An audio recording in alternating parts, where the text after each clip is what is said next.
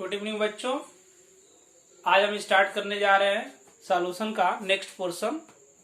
और सॉल्यूशन के first portion में हमने स्टडी किया था mole fraction, Raoult's law, Henry law, molality, ये तमाम तरह की चीजें थी जो हमने स्टडी किया। आज हम स्टडी करने जा रहे हैं आइडियल सॉल्यूशन और नॉन आइडियल सॉल्यूशन के बारे में। और इसके अतिरिक्त elevation of boiling point, depression of freezing point, ये भी हम स्टडी करेंगे इसी पोर्शन में। तो हम देखते हैं आइडियल सॉल्यूशन क्या होता है। वैसे तो हम जानते हैं कि आइडियल सॉल्यूशन क्या होता है कि solution of two or more constituent is said to be ideal if it obey Raoult's law under all condition of temperature and pressure. Temperature और प्रेशर के किसी भी कंडीशन में यदि कोई सॉल्यूशन क्या कर रहा है, राउल्ट्स लॉ को फॉलो कर रहा है, तो वो सॉल्यूशन क्या बोला जाएगा, आइडियल सॉल्यूशन कहा जाएगा, है ना। अब देखते हैं कि क्या क्या फैक्टर इसको इफेक्ट करते हैं आइडियल सॉल्यूशन को, क्या क्या चीजें इसमें आती हैं, उससे हम स्टडी करते हैं। तो आइए चलते हैं स्टडी करते हैं आइडियल सॉल्यूशन। और हमें पूरा विश्वास होगा कि जो मेरा फर्स्ट वीडियो था वो आप लोगों को काफी पसंद आया होगा। और ये सेकंड है इसका। तो आते हैं आइडियल सॉल्यूशन के बारे में, आते हैं डिफाइन करते हैं आइडियल सॉल्यूशन को क्या होता है। तो इसे लिखते हैं ए solution of two or more constituent, a solution of two or more constituents is said to be ideal, is said to be ideal if it obey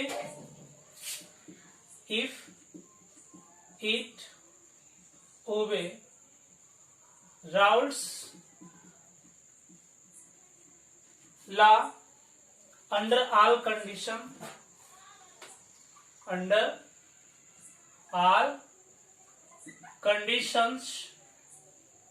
of temperature and pressure, of temperature and pressure, है। तो इस तरीके से कैसे define किया हम कि ए solution of two or more constituents is said to be ideal if it obey Raoult's law under all condition of temperature and pressure। In temperature और प्रेशर के किसी भी कंडीशन में यदि कोई सॉल्यूशन राउल्ट्स लॉ को फॉलो करता है तो वो सॉल्यूशन क्या बोला जाएगा, आइडियल बोला जाएगा। अब आते हैं और देखते हैं इसमें एक्टिविटी ऑफ इसका एग्जाम्पल देख सकते हैं। एग्जाम्पल हम ले सकते हैं आइडियल सॉल्यूशन कौन सा हो सकता है, जैसे एथिलीन ब्रोमाइड एक आता है, एथाइलिन ब्रोमाइड प्लस ले सकते हैं ethylene chloride, ethylene chloride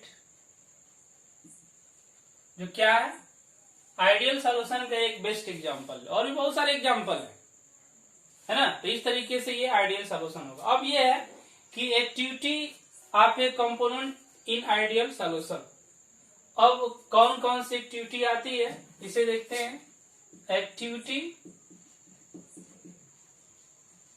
of A component in an ideal solution, है ना। यानी किसी आइडियल सॉल्यूशन में एक्टिविटी कंपोनेंट क्या होता है इसे हम देखते हैं। पहले हम लेते हैं, जैसे मान लीजिए ये हमने लिया एक पॉट, इसमें हमने क्या किया कि गैस सॉल्यूशन लिया, मिक्स किया, ये ए है और दूसरा क्या है, बी है ना। When two component A and B when two components A and B form an ideal solution, form an ideal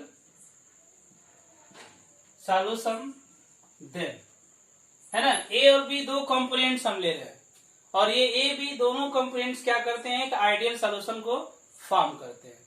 तो आइडियल सॉल्यूशन फॉर्म करेंगे तो जब ए कंपोनेंट्स है और बी कंपोनेंट्स है तो ये मास रिलेटेड होगा, वैल्यू मास होगा इसका, और जब मास होगा तो इसका मोल फ्रैक्शन होगा, मोल फ्रैक्शन होगा, साथ ही साथ ये वेपर बनाएगा तो इसका पार्शियल प्रेशर भी होगा, है ना। वेपर अगर फॉर्म करता है तो क्या होगा, इसका पार्शियल प्रेशर भी आएगा, प्रेशर भी आएगा, एग्जस्ट करेगा।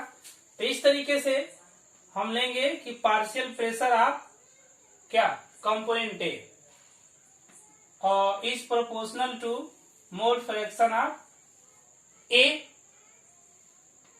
Partial pressure of A equal to partial pressure of A P naught into mole fraction of A, इसलिए इसको लिख सकते हैं। और आप P A partial pressure of A upon P not A equal to mole fraction of A, इसे हमने लिया, है ना। ये कंपोनेंट ए के लिए हमने लिया। दूसरी चीज ये है कि अगर आगे हम बढ़ते हैं तो liquid component of a solution है वेरी लो वेपर प्रेशर, है ना। Liquid component of a solution have very less vapour pressure, यानी बहुत लेस या लो कह सकते हैं इसको, वेरी लो वेपर प्रेशर और much less than 1 atm, much less than 1 atm, है ना। 1 atm से भी कम होता है अगर लिक्विड कंपोनेंट होते हैं। तो it possible to take partial pressure, it possible to take partial pressure, है ना। it possible to take partial pressure in the solution equal to, in the solution equal to their fugacity, their fugacity, है ना। ये एक topic आ गया fugacities. Liquid component of a solution have very low vapour pressure, much less than 1 atm, it possible to take partial pressure in the solution equal to their fugacity. अभी fugacity है क्या? तो फ्यूगसिटी एक ये है कि it is actual pressure existed bye real gas, है ना। फ्यूगसिटी इट इज, है ना। ये जो फ्यूगसिटी के बारे में है तो इसको हम देखते हैं कि it is actual pressure, actual pressure exerted by real gas, है ना। रियल गैस के द्वारा जो भी प्रेशर एक्सर्ट किया जाता है उसे हम क्या बोलते हैं, फ्यूगसिटी बोलते हैं। जैसे हम कोई कंटेनर लेते हैं और उस कंटेनर के अंदर हम अगर आइडियल गैस लेते हैं तो आइडियल गैस का जो भी प्रेशर अप्लाई किया जाता है, यानी आइडियल गैस जो भी प्रेशर अप्लाई करता है तो उसे हम क्या बोलते हैं, पार्शियल प्रेशर से डिनोट करते हैं। किसे? पीए से डिनोट करते हैं, पार्शियल प्रेशर पीए से, है ना। और यदि हम रियल गैस लेते हैं तो रियल गैस कंटेनर के अंदर रखते हैं, तो रियल गैस जो वेपर प्रेशर अप्लाई करता है उसको हम क्या बोलते हैं, फ्यूगोसिटी, है ना। फ्यूगोसिटी क्या है? Fugacity it is actual pressure exerted by real gas. यानी आइडियल गैस का जो प्रेशर होगा उसे हम पार्शियल प्रेशर कहेंगे, और जो रियल गैस का जो प्रेशर होगा उसे क्या बोलेंगे, फ्यूगोसिटी बोलेंगे। तो इस तरीके से ये फ्यूगोसिटी है। लेकिन फ्यूगोसिटी भी क्या होता है, फ्यूगोसिटी आपका है, जैसे कंपोनेंट ए के लिए हम निकालते हैं fugacity of component proportional to mole fraction of A. Fugacity A equal to F not A into mole fraction of A, इसलिए F A upon F not A equal to mole fraction of A. Equation हम क्या कर लिए, इसको 2 कर लिए, या ये आया। उसके बाद हम देखते हैं कि escaping tendency of real gas is generally measure in term of fugacity, है ना। escaping tendency of real gas is generally measured in terms of fugacity। यानी जो रियल गैसों की escaping tendency है उसको हम क्या करते हैं, फ्यूगोसिटी के द्वारा ही मेजर करते हैं। दूसरी चीज आती है कि फ्यूगोसिटी क्या था, तो fugacity is actual pressure exerted by the real gas, यानी रियल गैस के द्वारा जो प्रेशर एक्सर्ट किया जाता है उसे हम क्या बोलते हैं, और फ्यूगोसिटी बोलते हैं। उसके बाद कब एस्केपिंग टेंडेंसी रियल गैस की अधिक होगी, है ना, जब व्हेन एफ क्या फ्यूगोसिटी है, F more than P.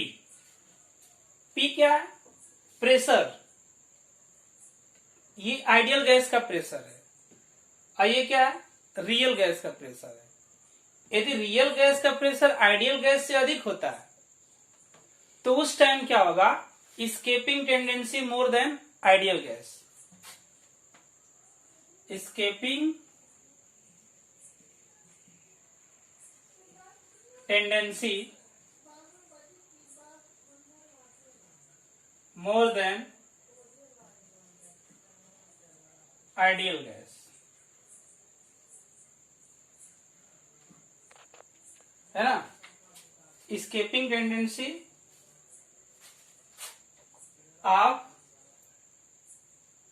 Real gas is more than, है ना। यानी फ्यूगोसिटी जब अधिक होगा, फ्यूगोसिटी क्या है, प्रेशर है, किसका है, रियल गैस का pressure.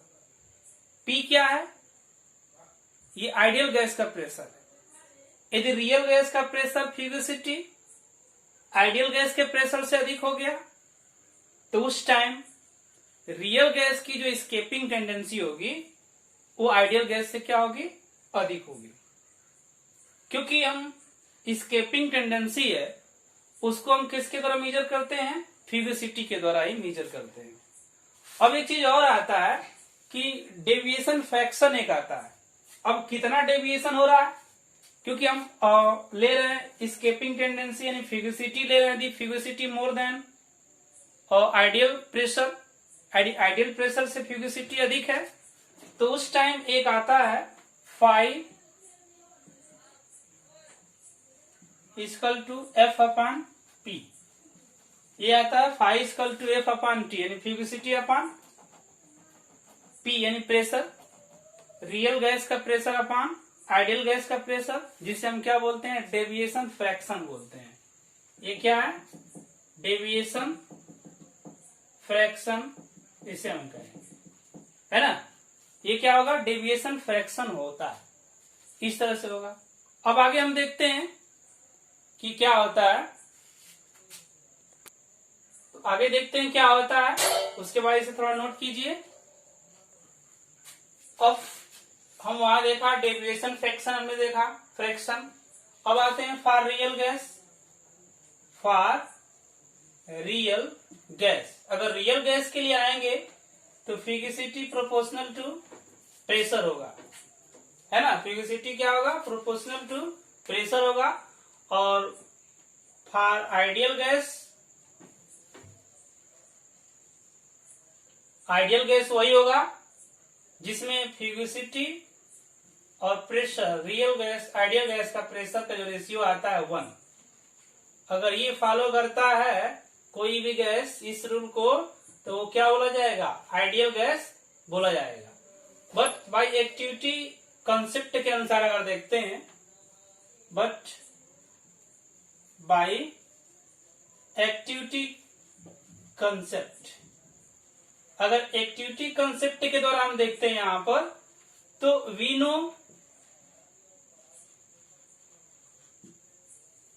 F A upon F not A equal to, या ए होता है, अभी हमने देखा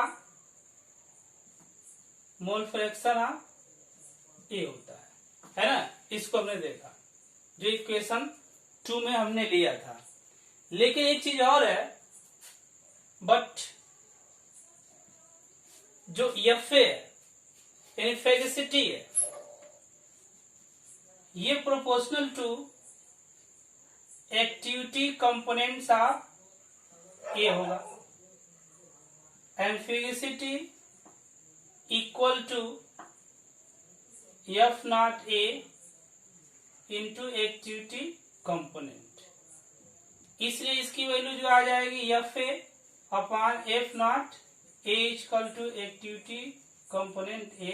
इक्वेशन नंबर हम क्या मान सकते हैं, 3rd मान सकते हैं। तो इस आधार पर क्या हुआ कि हेंस, अब दोनों इक्वेशन को अगर लेते हैं यहां पर कंपैरिजन करते हैं, तो F A naught F A upon F not A आया, और यहां पर क्या है, F A upon F not A equal to mole fraction of A है, और यहां पर आ रहा है F A upon F not A equal to activity component of A आ रहा है ना।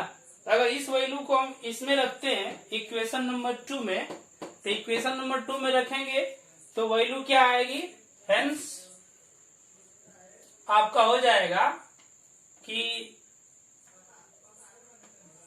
मोल fraction of A into activity component, ये वैल्यू आएगी। यानी जो एक्टिविटी कंपोनेंट होगा वो उसके मोल फ्रैक्शन के क्या होगा, इक्वल होगा, एंड सेम एक mole fraction of B component equal to activity component of B, ये आएगा, है ना। तो इस तरीके से हम क्या देख रहे हैं कि कोई भी आइडियल गैस जो होगा वो किस पर डिपेंड करती है, एक्टिविटी कंपोनेंट पर डिपेंड करती है।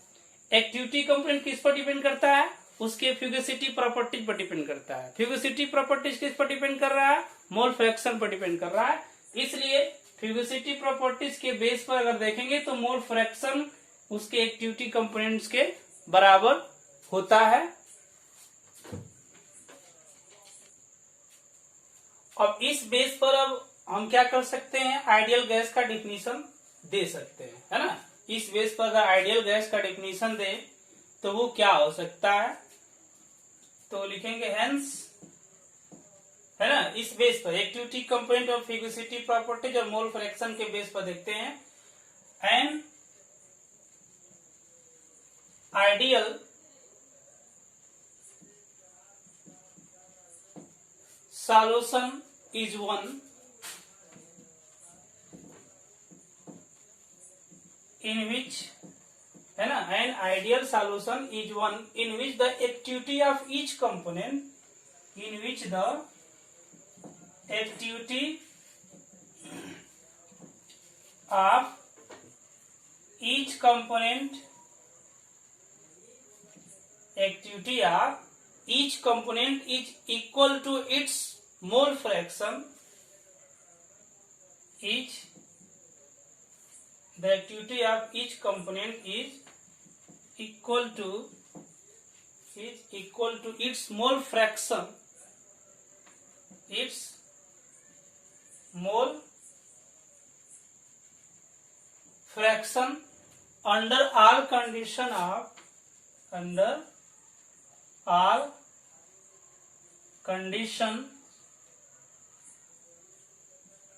of temperature and pressure and concentration, है ना।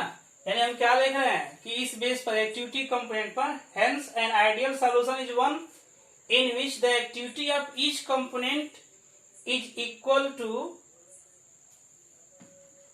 It's mole fraction under all condition of temperature and pressure. यदि एक्टिविटी कंपोनेंट उसके मोल फ्रैक्शन के इक्वल आ रहा है, ऑल कंडीशन में इक्वल आ रहा है, तो वो सॉल्यूशन क्या होगा, आइडियल सॉल्यूशन होगा। अब हम आते हैं कि एक चीज और है कि जो आइडियल सॉल्यूशन होता है उसमें बट थर्मोडायनामिकली अगर देखें, बट थर्मोडायनेमिकली अगर इसे हम देखें, हम बात करते हैं कि बट थर्मोडायनामिकली अगर देखें, an ideal solution is one in which an ideal solution is one in which, यानी एक आइडियल सॉल्यूशन वो होता है जिसमें mixing B mixing equal to 0, delta H mixing equal to 0।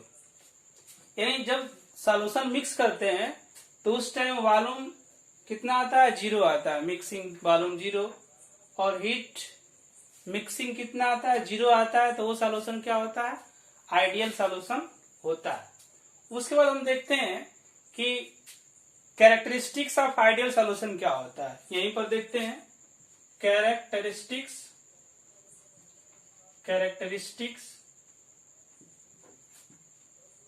Of ideal solution,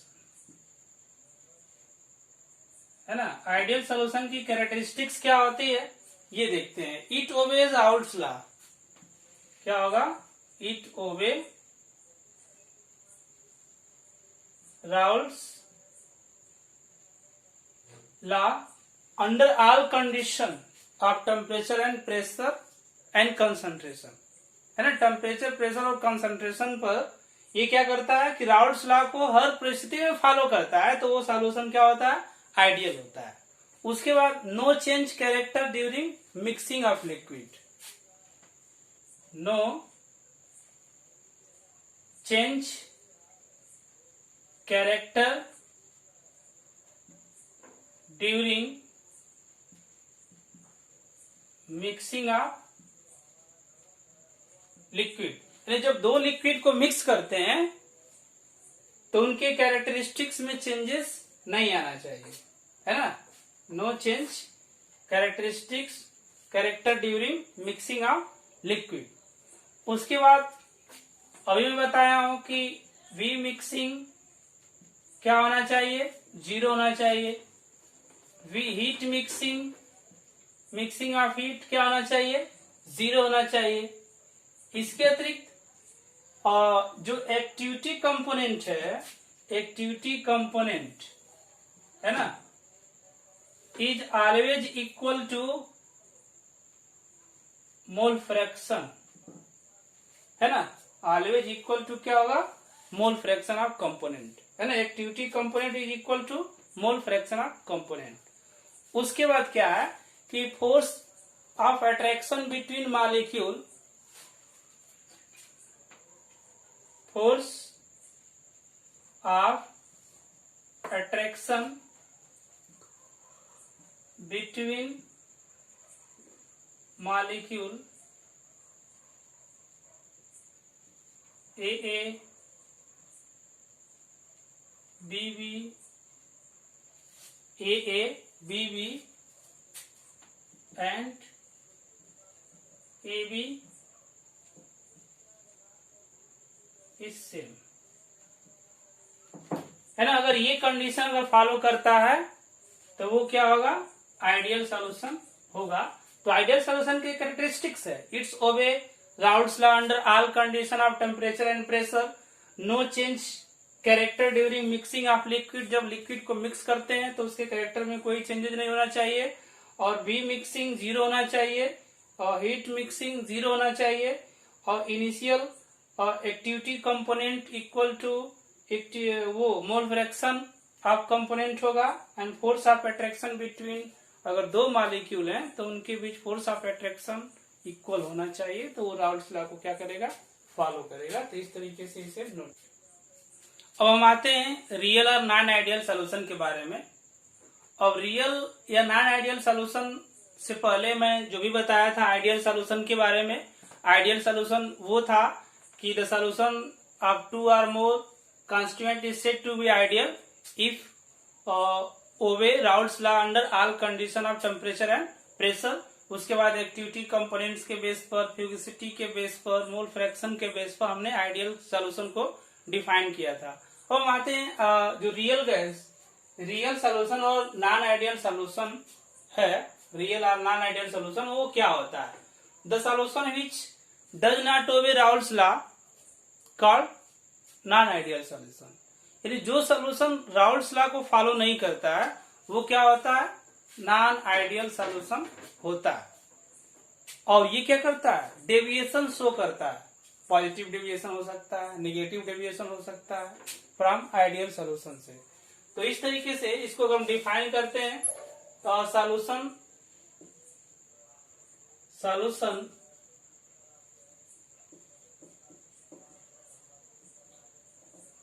which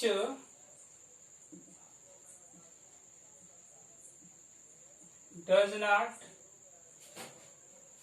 obey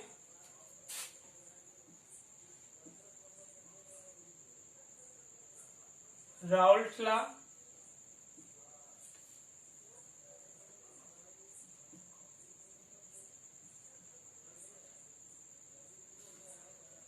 are known as non ideal solution,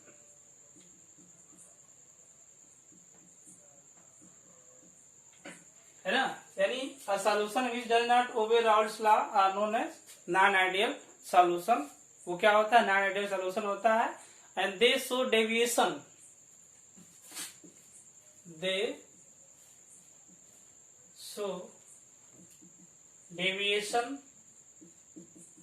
positive और negative from ideal behavior,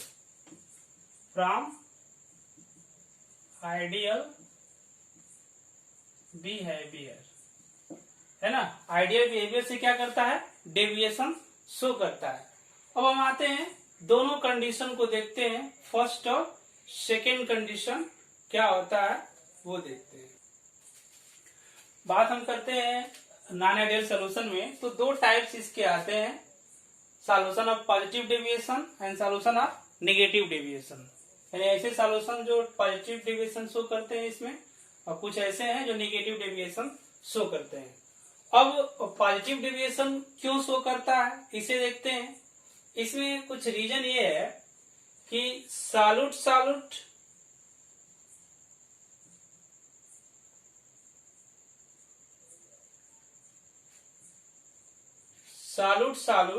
and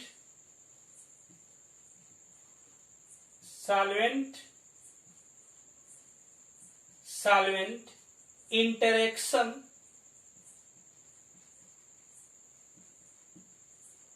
interactions are stronger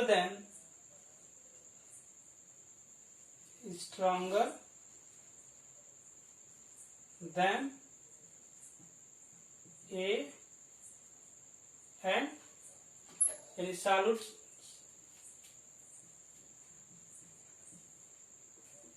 solvent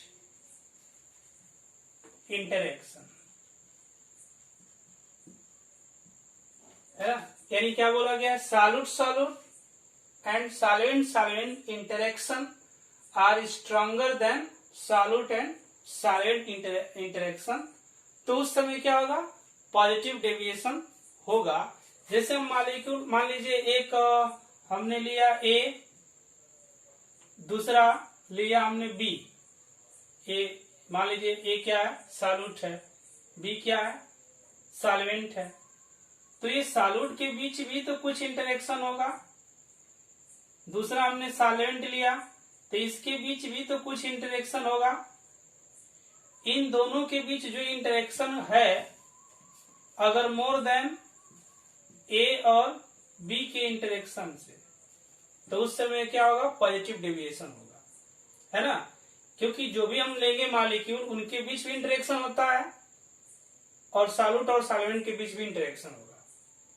तो इस तरह से अगर ऐसे cases आ रहे हैं कि solute solute interaction, solvent solvent interaction are stronger than solute and solvent interaction, then solution show positive deviation. तो इस केस में हम आ सकते हैं, तो P यानी partial pressure of A is greater than partial pressure of P not A into mole fraction of A होगा। PB is greater than P not B into mole fraction of B होगा। इसमें delta V mixing, delta V mixing 0 से क्या होगा, अधिक होगा। साथ ही में डेल्टा H मिक्सिंग भी मोर देन 0 आ रहा है। तो अगर ऐसे कंडीशंस आ रहे हैं, तो इस कंडीशन में वो सॉल्यूशन पॉजिटिव डेविएशन शो करेगा। अब हमने लिया एक कंपोनेंट A, दूसरा कंपोनेंट B। कंपोनेंट A का मोल फ्रैक्शन होगा, कंपोनेंट B का भी मोल फ्रैक्शन होगा। तो अगर हम कंपोनेंट A ले रहे हैं, यहाँ पर खत्म हो रहा है, तो इसका प्रेशर अधिक आ रहा है, ये आ रहा है। इतना हमने इमेजिन किया था कितना होना चाहिए प्रेशर, है ना, लेकिन कितना हो गया, इससे एबव आ गया।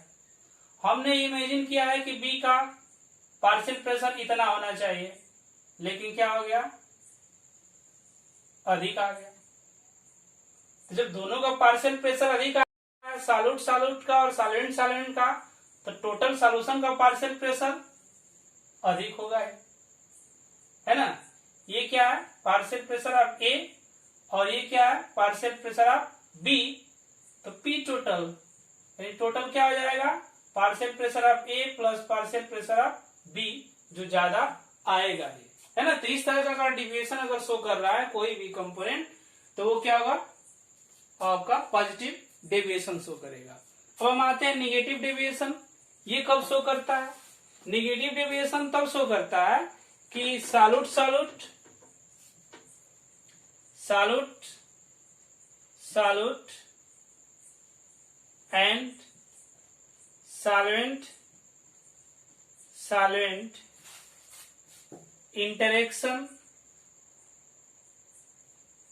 interaction is less than या weaker than solute solvent interaction, है ना। सॉल्यूट और सॉल्वेंट के इंटरेक्शन से यदि solute solute solvent solvent interaction अगर कम आ जाएगा, तो उस समय नेगेटिव डेविएशन होगा।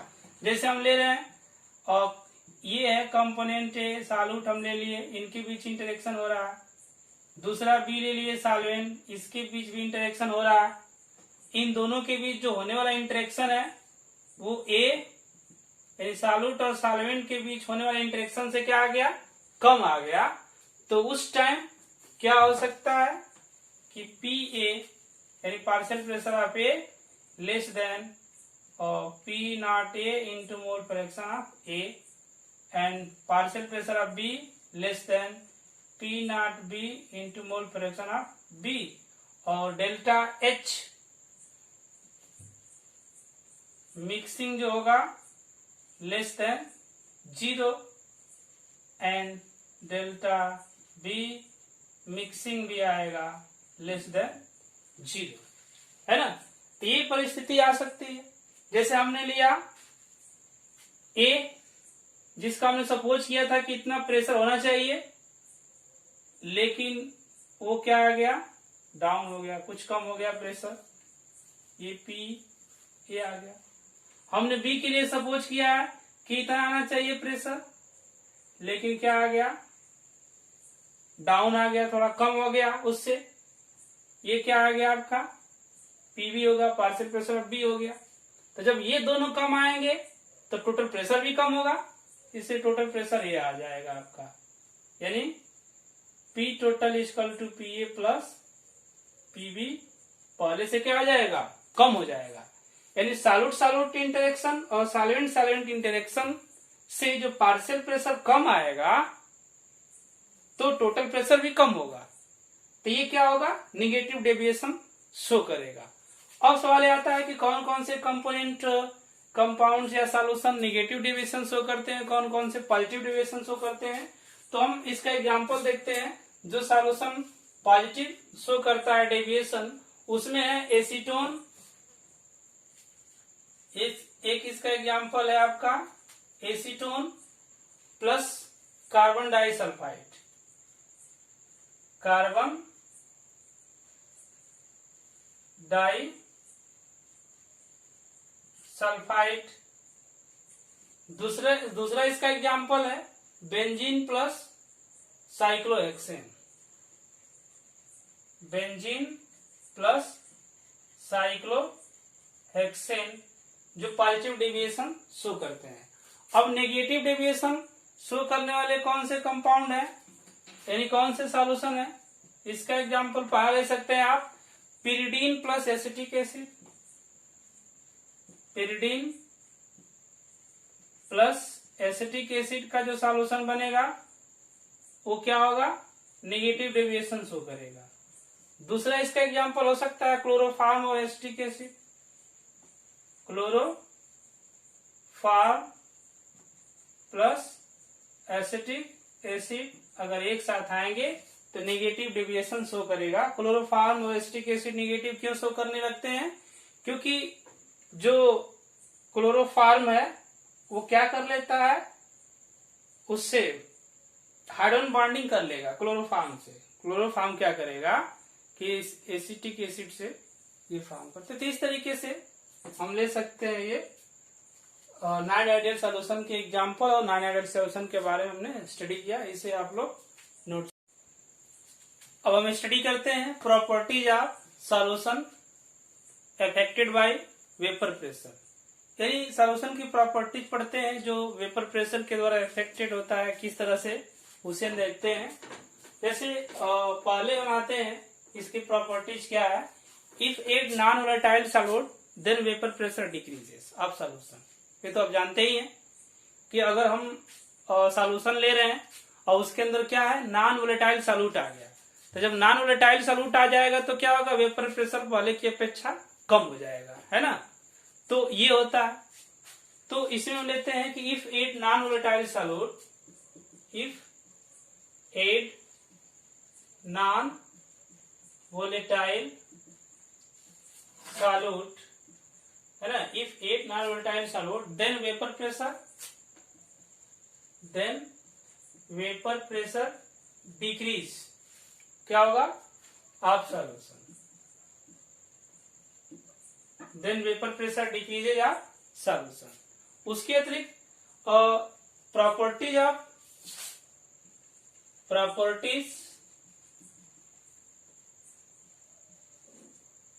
Of solution affected by properties of solution affected by the decreasing of vapor pressure, the decreasing of vapor pressure includes, क्या क्या इसमें लिया गया है? पहला है relative lowering pressure, relative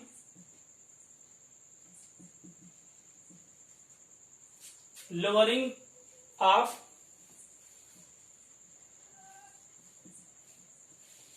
vapour pressure, है ना, relative lowering of vapour pressure of the solvent, of the solvent. दूसरा क्या होगा? Elevation of boiling point of the solvent, elevation of boiling point of the solvent. तीसरा जो case आएगा इसमें, और depression of freezing point of the solvent, depression of freezing point of the solvent, ये case आएगा। उसके बाद आएगा osmotic pressure of the solution, osmotic pressure of the solution, है ना। ये प्रॉपर्टीज क्या है? इफेक्ट होगी जब वेपर प्रेशर क्या होगा? चेंज होगा। और जब वेपर प्रेशर चेंज होगा कब? जब नॉन वोलेटाइल सॉल्यूट हम उसमें ऐड करेंगे तब। उसके बाद this properties of solution depend upon the number of solute particle present in the solution. यानी ये जो प्रॉपर्टीज है, जो भी प्रॉपर्टी है, ये सारी प्रॉपर्टीज किस पर डिपेंड करती है? और number of solute particle present in A solution और रिगार्डलेस ऑफ देयर नेचर, यानी उसके नेचर पर डिपेंड नहीं करता है। डिपेंड किस पर करेगा? अमाउंट ऑफ सॉल्यूट पर डिपेंड करेगा, है ना। ये सारी प्रॉपर्टीज किस पर डिपेंड करेगी? अमाउंट ऑफ सॉल्यूट पर डिपेंड करेगा। अब सॉल्यूट किस नेचर का है उस पर ये प्रॉपर्टी डिपेंड नहीं करेगी, है ना। जैसे पोलर, नॉन पोलर, इससे कोई मतलब नहीं है। मतलब ये है कि कितने अमाउंट में सॉल्यूट उसके अंदर है।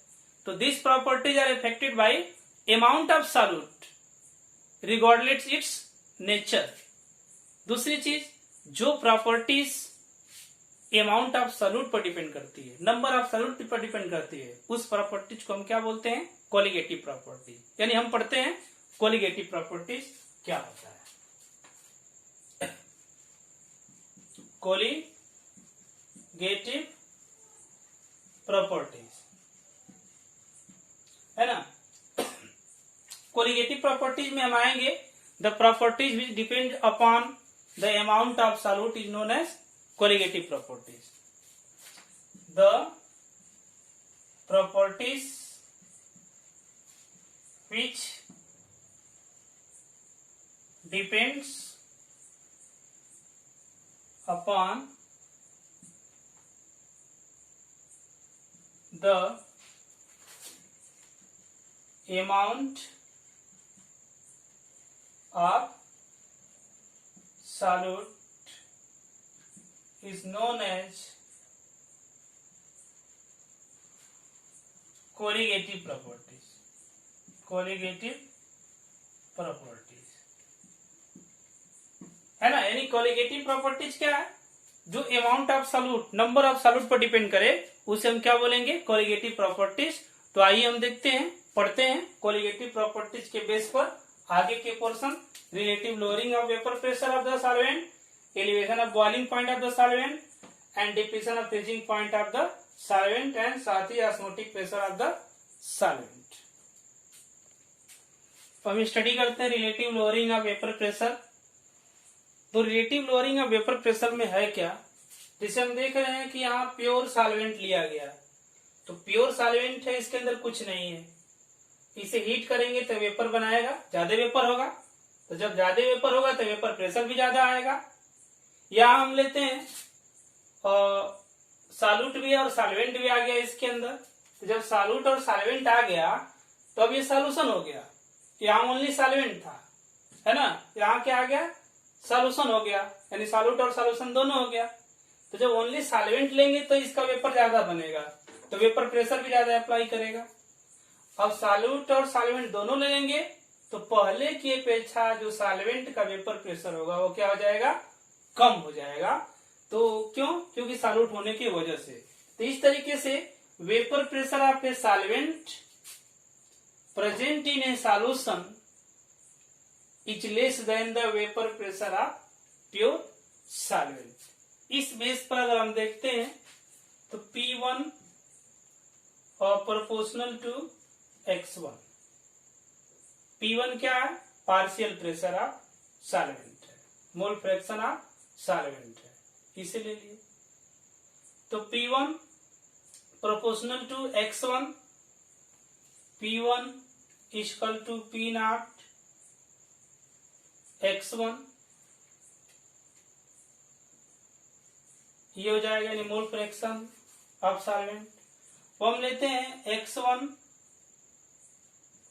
प्लस X2 इक्वल टू क्या होता है, 1 आता है। तो X1 की वैल्यू क्या हो जाएगी, 1 माइनस X2 हो जाएगी। अब इस वैल्यू को हम कहाँ रख दें, यहां पर रख देते हैं। तो क्या हो जाएगा, P1 equal to P01 1 minus X2 हो जाएगा, इतना वैल्यू आएगा। अब इसको हम क्या करते हैं कि P1 अपॉन P01 कर लेंगे और ये क्या आ जाएगा, 1 माइनस X2 हो जाएगा, आएगा। अब इसे हम क्या करते हैं कि X2 को मोल फ्रैक्शन को इधर कर लेते हैं और इसको उधर ले जाए। तो जब उधर ले जाते हैं तो क्या आ जाएगा आपका, यानी X2 पॉजिटिव इसकी वैल्यू आ जाएगी और ये निगेटिव हो जाएगा, 1 minus P1 upon P01। X2 equal to क्या हो जाएगा, P01 minus P1 upon P01, ये वैल्यू आया इसका। अब यहां हम देखते हैं X2, ये X2 है क्या, और मोल फ्रैक्शन ऑफ कंपोनेंट B है, यानी कंपोनेंट B का मतलब सॉल्यूट हो जाएगा। तो चूंकि X2 इक्वल टू कितना हो जाएगा, मोल फ्रैक्शन ऑफ B यानी moles of B upon NB Na plus NB हो जाएगा, इतना होगा।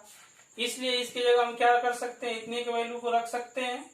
तो जब ये वैल्यू यहां रखेंगे तो ये क्या हो जाएगा, P0 minus P1 upon P01 equal to NB upon Na plus NB, ये वैल्यू आएगी अब यहां पर, है ना। यानी P0 proportional to X1, P0 equal to P01, तो X1 plus X2 equal to क्या होता है, 1 होता है, यानी X1 इक्वल टू हो जाएगा 1 माइनस X2। अब यहाँ पर रख देंगे X1 की जगह ये वैल्यू, तो आपका क्या हो जाएगा, P1 equal to P01 into 1 minus X1, और P01 को नीचे ले लेंगे तो 1 माइनस X2 हो जाएगा। अब X2 को इधर करेंगे तो पॉजिटिव हो जाएगा, इसको इधर ले आएंगे तो निगेटिव, इसको ले आएंगे तो इतनी वैल्यू आएगी। तो mole fraction of X2 equal to होगा NB upon Na plus NB, इसलिए ये वैल्यू हम आएंगे, रख लेंगे। अब if NB is very less than Na, है ना, NB की जो मोल है वो NB Na से कम हो जाए, बहुत ज्यादा कम हो जाए, एट टाइम ऑफ डाइल्यूशन की बात किया जाए तो उस time P01 minus P1 upon P01 NB upon Na, ये वैल्यू आएगा उस टाइम, है ना। अब दूसरी चीज ये है कि P01 माइनस P1 ये है क्या, और ये जो प्योर सॉल्वेंट है उसका वेपर प्रेशर है, और P1 क्या है, सॉल्यूशन का वेपर प्रेशर है ना। अगर इसको रखते हैं where P1 vapour pressure of solution, P01 vapour pressure of vapour pressure of ये जो P1 है vapour pressure of solvent in solution है, एंड ये P01 क्या है, vapour pressure of pure solvent, यानी ओनली सॉल्वेंट था उस टाइम में। तो हमेशा जानते ही हैं कि प्योर सॉल्वेंट का वेपर प्रेशर सॉल्यूशन में उपस्थित सॉल्वेंट के वेपर प्रेशर से क्या होगा, अधिक होगा। तो इसको हम लिख सकते हैं P01 minus P1 equal to delta P आएगा। ये डेल्टा P क्या है, लोअरिंग ऑफ वेपर प्रेशर है, लोअरिंग ऑफ वेपर प्रेशर हो जाएगा, है ना।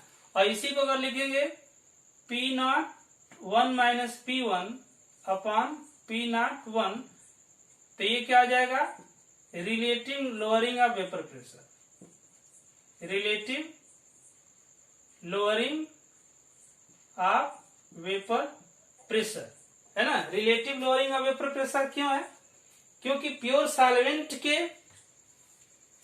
वेपर प्रेशर के रिलेटिव में सॉल्यूशन का वेपर प्रेशर आ रहा है। तो सॉल्यूशन का जो वेपर, सॉल्यूशन में उपस्थित जो सॉल्वेंट है उसका वेपर प्रेशर प्योर सॉल्वेंट के रिलेटिव है, इसलिए हम क्या बोलेंगे, इसे relative lowering of vapour pressure इसे हम कहेंगे, है ना। तो इस तरीके से ये था। तो हम यहां पर क्या लिख सकते हैं, delta P upon P01 NB है अपॉन NA लिख सकते हैं।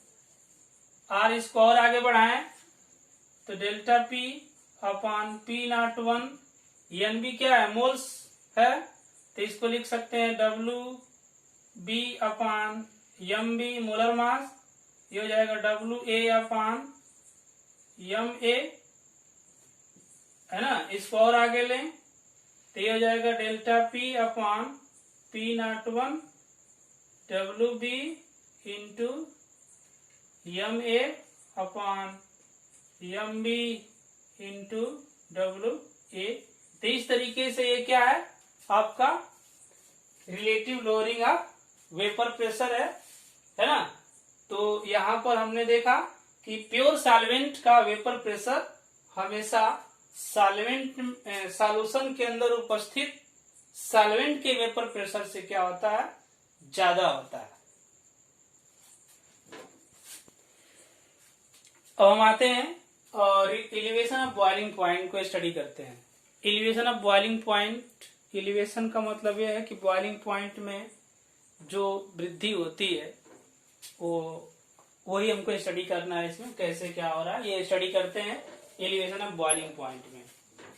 अब हम देखते हैं कि इफ टेम्परेचर इंक्रीज करता है देन वेपर प्रेशर बढ़ेगा, है ना। हम जानते ही हैं, पहले से जानते हैं कि अगर सॉल्यूशन के अंदर या सॉल्वेंट के अंदर टेम्परेचर बढ़ाएंगे तो उसका वेपर प्रेशर क्या होगा, बढ़ेगा। If temperature increases then vapour pressure increases. लेकिन अगर हम vapour pressure of solvent decreases in presence of non volatile solute, अगर हम सॉल्यूशन के अंदर नॉन वोलेटाइल सॉल्यूट रखते हैं तो वेपर प्रेशर क्या होता है, डिक्रीज कर जाता है। तो इस तरीके से हम देखते हैं कि vapour pressure of solvent decreases in presence of non volatile solute. Non volatile solute का मतलब समझ रहे हैं कि जिसका वेपर न बने। तो नॉन वोलेटाइल सॉल्यूट होने से क्या होता है कि जो वेपर प्रेशर सॉल्वेंट का होगा वो डिक्रीज हो जाएगा। और boiling point of solution always high than the pure solvent. Boiling point of solution is always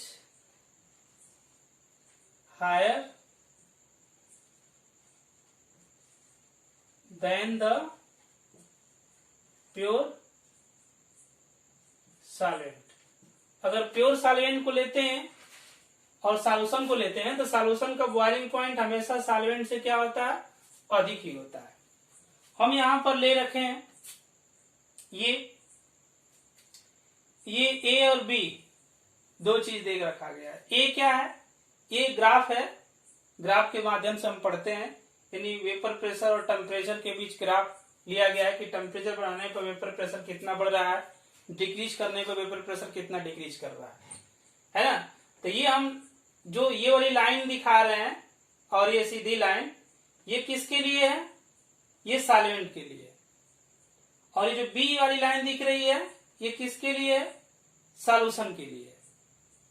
तो अगर हम सॉल्वेंट ले रहे हैं, सॉल्वेंट ए, तो इसका वेपर प्रेशर क्या होगा, अधिक होगा। तो उस टाइम ये बॉइलिंग पॉइंट उसकी होगी T0B, है ना। उस टाइम इसका क्या होगा, ये बॉइलिंग पॉइंट होगा, इसे हम क्या बोलेंगे, T0B होगा। उसके बाद हम बी देख रहे हैं, सॉल्यूशन के लिए रिप्रेजेंट किया गया है। ये बी जब सॉल्यूशन है, वो भी कौन सा, नॉन वोलेटाइल आ गया सॉल्यूट उसके अंदर, तो वेपर प्रेशर तो डिक्रीज होगा ही। ये डिक्रीज करता हुआ वेपर प्रेशर दिखाया गया है ग्राफिकली। उस टाइम इसका ये क्या है, टी और बी बॉइलिंग पॉइंट है। तो इस तरीके से अगर हम देखते हैं तो क्या आता है इसमें, बॉइलिंग पॉइंट ऑफ सॉल्वेंट क्या है, TB. Boiling point of solvent A के लिए T0 क्या हो जाएगा, बी हो जाएगा। बॉइलिंग पॉइंट ऑफ सॉल्यूशन की बात किया जाए तो उसे हम क्या लिखेंगे, टीबी से रिप्रेजेंट करेंगे।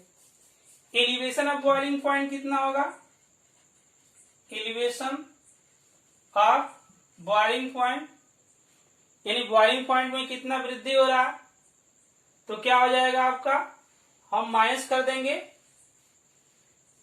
T0B माइनस टीबी, है ना। T0B माइनस क्या हो जाएगा, टीबी आएगा। तो वो क्या आता है, डिफरेंस आता है। वैसे अधिक ये वाला आता है टीबी, तो इसमें से माइनस कर लेते हैं, तो ये आता है डेल्टा टीबी। तो ये डेल्टा टीबी क्या है, एलिवेशन ऑफ बॉइलिंग पॉइंट है ना। तो एलिवेशन ऑफ बॉइलिंग पॉइंट यहां हम देख रहे हैं, लेकिन जो एलिवेशन ऑफ बॉइलिंग पॉइंट है वो प्रोपोर्शनल टू मोलरिटी होता है, अमाउंट ऑफ सॉल्यूट होता है ना। यानी एलिवेशन ऑफ बॉइलिंग पॉइंट, है ना, डेल्टा टीबी क्या है, एलिवेशन ऑफ बॉइलिंग पॉइंट है। तो जो एलिवेशन ऑफ बॉइलिंग पॉइंट है ये प्रोपोर्शनल टू किसके है, मोलरिटी के।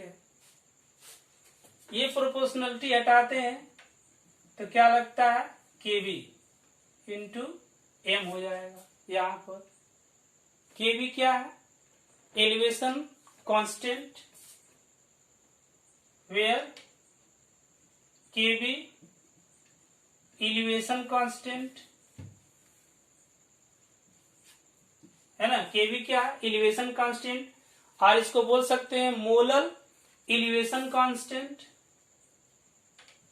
मोलर एलिवेशन कांस्टेंट भी इसको बोल सकते हैं, या एक और नाम दे सकते हैं इवोल्यूस्कोपिक कांस्टेंट, बी लियोस्कोपिक कांस्टेंट वैल्यू इसको हम कह सकते हैं, है ना। तो ये केबी है एलिवेशन कांस्टेंट या मोलर एलिवेशन कांस्टेंट, इसे हम बोल रहे हैं। लेकिन जो मोल फ्रैक्शन होता है ये, अरे मोल फ्रैक्शन क्या होता है, मोलरिटी जो आ रही है, delta V proportional to molarity, delta V equal to KB into molarity आ जाएगा। यानी delta V elevation of boiling point proportional to किसके होता है, मोलरिटी के होता है। अब हम देखते हैं जो मोलरिटी है वो कितना आता है, तो मोलरिटी इक्वल टू होता है NB अपॉन W1 इंटू 1000। पता ही है कि NB क्या है, मोल्स ऑफ सॉल्यूट है, W1 क्या है, मास ऑफ सॉल्वेंट है। तो m इक्वल टू ये हो जाएगा W2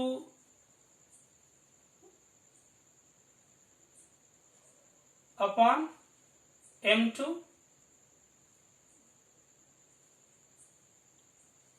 W2 upon M2 upon W1 into 1000 हो जाएगा।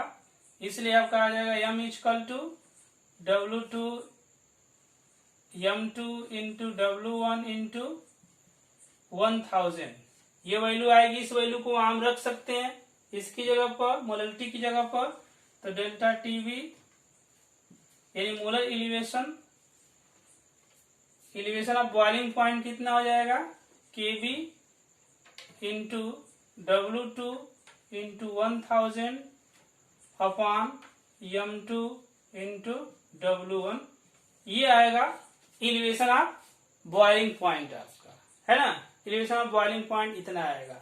लेकिन एक इसमें ये है कि KB is related to T naught B. Notable point ये है कि KB is related to T naught B and latent heat of vaporization है ना। लेटेंट हीट ऑफ वेपोराइजेशन पर डिपेंड करता है और टी नॉट बी पर डिपेंड करता है। इसलिए केबी इक्वल टू आपका हो जाएगा और टी नॉट बी का होल स्क्वायर अपॉन 1000 इंटू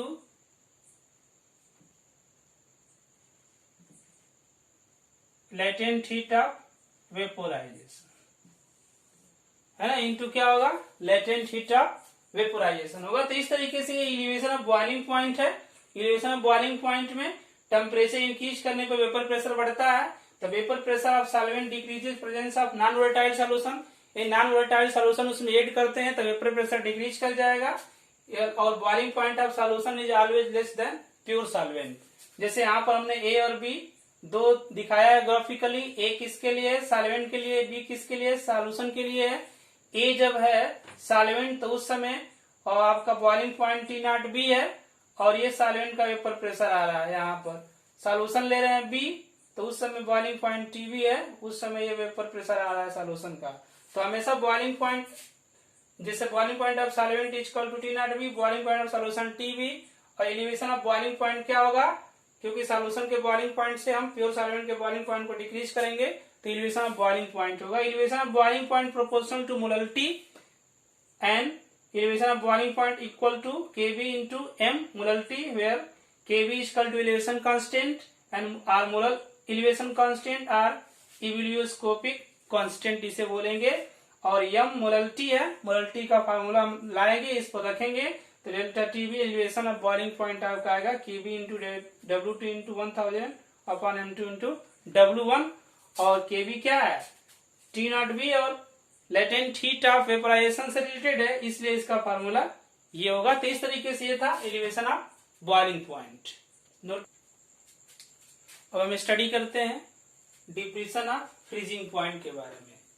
जो डिप्रेशन ऑफ फ्रीजिंग पॉइंट होता है वो क्या होता है, यानी फ्रीजिंग पॉइंट में कमी कितनी आ रही है उसके बारे में हम स्टडी करते हैं किसी सॉल्यूशन के अंदर। जब वोलेटाइल और नॉन वोलेटाइल सॉल्यूशन होता है तो सॉल्वेंट होता है तो सॉल्यूट होता है। तो जैसे डिप्रेशन ऑफ फ्रीजिंग पॉइंट में if vapour pressure of solution is equal to vapour pressure of pure solvent then solution freezes. यानी vapour pressure of solution is equal to pure solid solution, यानी solid solvent के vapour pressure के equal यदि solution का vapour pressure आता है तो उस टाइम वो क्या होगा, सॉल्यूशन फ्रीज करेगा। According to Raoult's law, addition of non volatile solute decreases the vapour pressure of the solvent. यानी हम कोई सॉल्वेंट ले रहे हैं प्योर तो उसका वेपर प्रेशर ज्यादा बनेगा, लेकिन उसके अंदर हम सॉल्यूट मिलाते हैं नॉन वोलेटाइल तो वेपर प्रेशर को क्या करता है, डिक्रीज कर देता है।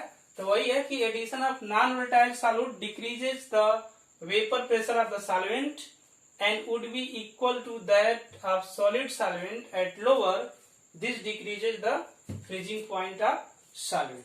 यहाँ पर हमने ग्राफिकली इसको दिखाया है। अब ग्राफिकली कैसे हम इसको स्टडी करते हैं, जैसे ए और बी दो है, जैसे ए सॉल्वेंट का है वेपर प्रेशर और बी किसका है और सॉल्यूशन का है। तो यहाँ पर हम बी के लिए क्या रखा है टी एफ फ्रीजिंग पॉइंट और ए के लिए क्या रखा है T naught F freezing point. Solvent के लिए रखा है इतना फ्रीजिंग पॉइंट। अब दोनों का जो अंतर आ रहा है, डिफरेंस आ रहा है, वो क्या है डेल्टा टी एफ है, डिप्रेशन ऑफ फ्रीजिंग पॉइंट है। तो यहां पर हम लेते हैं कि जो टी नॉट एफ है ये क्या है freezing point of pure solvent. Freezing point of pure solvent है ना, freezing point of pure solvent हमने लिया। और T F freezing point of non volatile solution, non volatile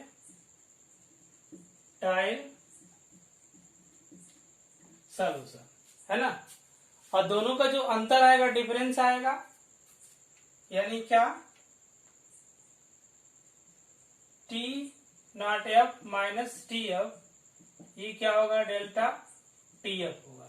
इसी को क्या बोलेंगे डिप्रेशन ऑफ फ्रीजिंग पॉइंट। ये क्या है डिप्रेशन ऑफ फ्रीजिंग पॉइंट इसे बोलेंगे। यानी कितना, यानी प्योर सॉल्वेंट का फ्रीजिंग पॉइंट हमेशा अधिक होता है, उसके अंदर सॉल्वेंट मिला देंगे नॉन वोलेटाइल सॉल्यूट मिला देंगे तो उसका फ्रीजिंग पॉइंट क्या होता है कम हो जाता है। इसका इंपॉर्टेंस हम पढ़ेंगे बाद में। तो अब हम देखते हैं कि जो डिप्रेशन ऑफ फ्रीजिंग पॉइंट है, depression of freezing point proportional to molality होता है। किसके होता है molality. And delta T f equal to K F into क्या हो जाएगा आपका मोलैलिटी हो जाएगा। उसके बाद हम आते हैं इसमें जो मोलैलिटी है ये क्या होता है, हम पढ़े हैं अभी कि एन बी अपॉन डब्ल्यू वन इंटू 1000 यानी एम इक्वल टू और W2 upon M2 upon W1 into 1000, इसलिए M की वैल्यू आ जाएगी W2 upon M2 into W1 into 1000। अब इस वैल्यू को यहाँ रखेंगे तो delta T f equal to हो जाएगा K F into W2 into 1000 upon M2 into W1 है ना। ये आ जाएगा। अगर हम M2 की वैल्यू निकालना चाहेंगे यहाँ पर तो हो जाएगा K F into W2 into 1000 upon delta T F into W1, ये आ जाएगी वैल्यू आपकी। यहीं पर K F is related to delta T F and latent heat of vaporisation. K F is related to delta TF naught and latent heat of vaporization, latent heat of vaporization यानी इस पर depend करता है। तो उसके लिए formula क्या हो जाएगा K f equal to R T naught f square upon 1000 into heat of vaporisation. तो इस तरीके से ये क्या है डिप्रेशन ऑफ फ्रीजिंग पॉइंट।